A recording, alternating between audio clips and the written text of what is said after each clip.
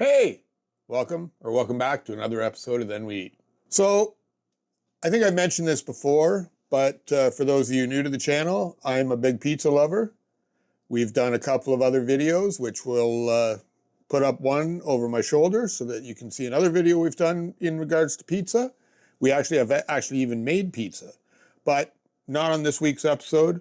We will be making pizza soup. Okay, so just give me 2 seconds. I'm just going to chop the pepperoni so I don't have to move the induction. It'll just be 2 seconds. I'll be right back. Okay, so the first thing we have, bacon. We're going to put that in. The pepperoni's not going to take as long, so I'm going to leave it for a minute. As we've mentioned in other videos before, we put the bacon in the cold pan. We find it doesn't stick as much. So let's get this on. Okay, so the bacon's coming along. Give it just another minute or so, and I'm going to throw the pepperoni in. The pepperoni won't take very long at all, so. You could do this in the same pot that you make the soup in. I started to, and then I thought, well, I got to drain the bacon grease anyway, so I may as well use the extra frying pan. All right, so the bacon's probably a little more than half cooked. We generally don't cook our bacon to crisp. In this case, I'm going to cook it a little more than normal because when it is in the soup, it's going to soften back up again. Okay, so in with the pepperoni.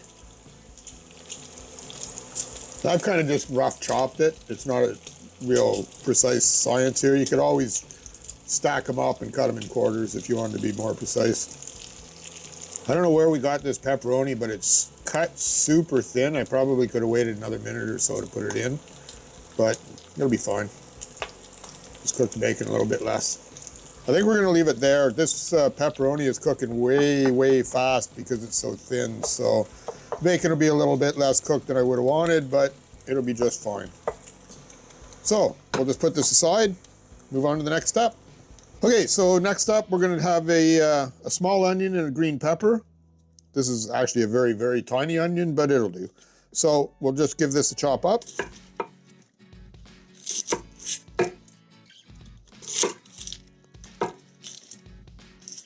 Holy geez, we could end up with a bit of a cry fest here. These are a little strong. So at a fairly fine dice, just speed up the cooking process a bit. And then a pepper.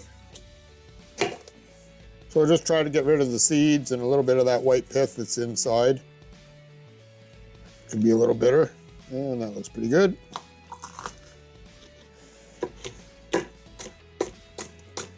By the looks of the pepper, I probably could have gone with a little bit more onion, but I think we'll skip it.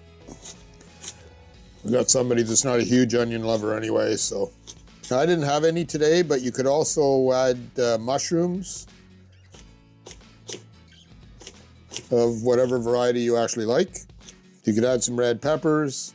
The other thing you can do if your kids aren't crazy about vegetables is if you grate a carrot and put it in, they won't even know it's there. I think the original recipe I saw for this had a carrot in it. Get this out of the way, get our pot back. Okay, so first thing into the pot, little olive oil, tablespoon or two probably be good. Let that heat up for a minute. All right, and in with the peppers and onions. So you don't want to brown these. All you really want to do is just melt them down a bit, make them a little softer. So we'll go with that. It'll just take a minute or so. While this is cooking, I'm just going to add a little black pepper. Around a half teaspoon or so.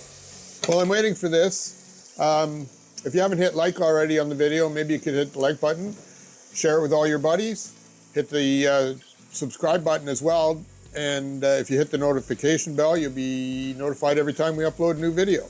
We upload shorts on Wednesdays and normally a full video on Fridays. The other thing is, pop us a comment down below. It really helps, and we love to see what you guys have to say. And we try to answer all the comments we can. All right, this is getting pretty close. We're gonna leave it another minute or so though. Yeah, it's looking pretty good to me. I think we'll call it there. We've got to cook it a little bit longer anyway, so. Okay, next up, a couple of teaspoons of oregano. And then to that, we've got about 2 cups of, this is tomato puree, so this is stuff that we pressure canned last year. so they break down a lot more. If you get canned tomatoes, I suggest getting the diced.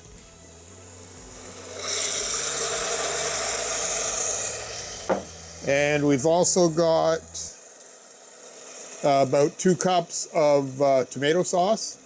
This has onions, herbs, spices.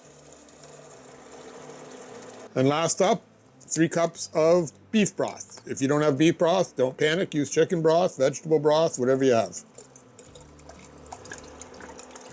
This is somewhere between 3 and 4 cups. I'm just going to add it all. Okay, while I'm waiting for this to come up, I'm just going to drain the bacon. Okay, so we've drained the bacon. We're going to put in the bacon and the pepperoni. So you can't really pour this so you can see it, but take my word for it. Give that a bit of a stir. Then we'll just get this up to temperature. Shouldn't be long, hopefully. Okay, we're just about there, just starting to come up to a boil now. Just want to make sure it's nice and hot. Okay, I think we're up to temperature. Starting to boil away here a bit. So I'm sure it's plenty hot. So give me 2 seconds. We'll get the induction out of the way and we'll show you what's next. Okay, so at this point, you can put it into a bowl, serve it with a little garlic toast. If you want a garlic toast, look down in the description. We'll put a link to one of our shorts. I'm gonna go a little bit further though. I have some onion soup bowls. These are old school, back from the 60s, 70s probably. So I've got these, so let's get some soup into this and I'll show you what's next. Okay, so just top this up.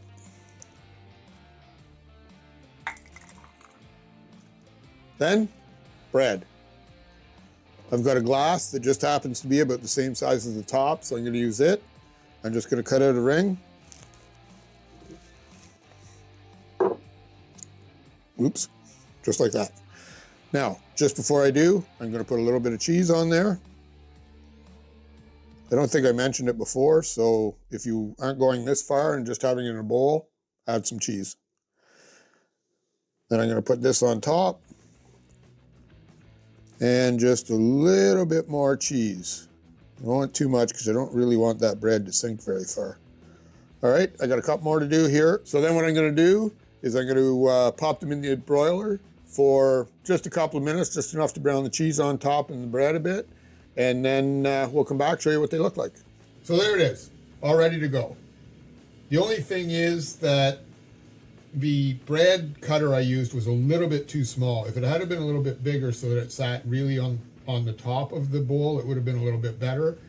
These dropped in, so they're going to be a little bit soggy, where if you can get them up on top, they'll get a bit of a crust similar to a pizza crust. I mean, not the same thing, obviously, but you get the gist. So, there you have it. That's what it looks like.